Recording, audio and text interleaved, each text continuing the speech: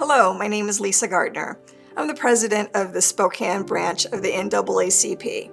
I'm also the Director of Communications and Community Engagement for the Spokane City Council. Today I want to talk to you about the East Central neighborhood. It's a neighborhood that I grew up in. East Central was historically an affordable neighborhood for minorities and was once a culturally rich, economically robust community that served a close-knit population.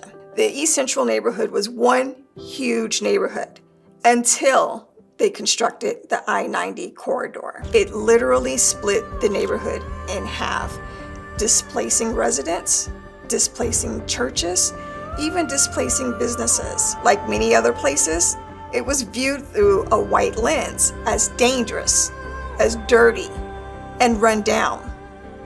If you ask me, none of those things are true. That was my home. It was beautiful. It was vibrant. It had culture. Because of the infrastructure of the I-90 corridor, East Central continues to be one of the most at-risk neighborhoods for climate change. Imagine your house is right next to the freeway. So constantly inhaling all of the fossil fuels and all of those cars that are driving by day in and day out. Year after year, generation after generation, you have families who are exposed to maybe asthma and cardiovascular diseases due to the climate of this I-90 structure. Because of the I-90 corridor, you'll notice that in East Central, there aren't many grocery stores, creating what's called a food desert. Housing density, air pollution, and sometimes contaminated water. So let's talk about the real East Side, an invisible territory that I like to call the Fifth Avenue corridor. The Fifth Avenue corridor is a 1.75-mile corridor from Liberty Park to Francis Scott Elementary School and houses many of our historic community amenities. Carl Maxey Center, Larry's Barbershop, the MLK Center. Many of the rich neighborhood jewels are on Fifth Avenue. And Fifth Avenue seems to be the lost area in town that has the last to have revitalization, funding, and consideration for redevelopment. So, what can we do? I like to call them solutions.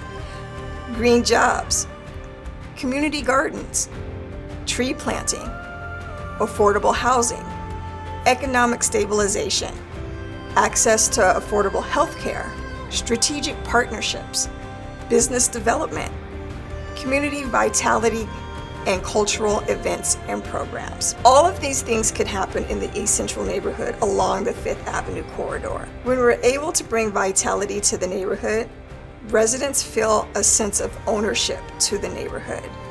They feel like they belong. They feel that they want to invest. They want to become homeowners and business owners right there at East Central. Fast forward to 2000. The Washington State Department of Transportation has started work on the North-South Freeway.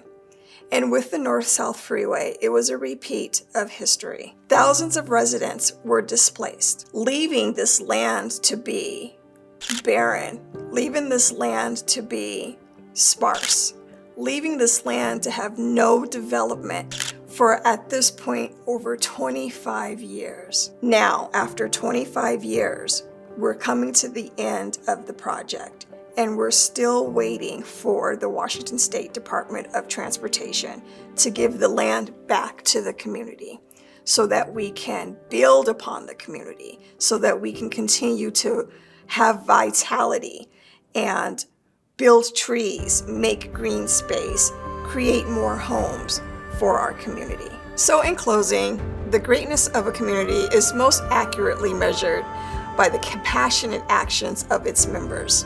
Coretta Scott King. East Central neighborhood is a very vibrant and rich neighborhood. Historically, we've been a part of East Central that has been overlooked. It doesn't mean that we aren't resilient.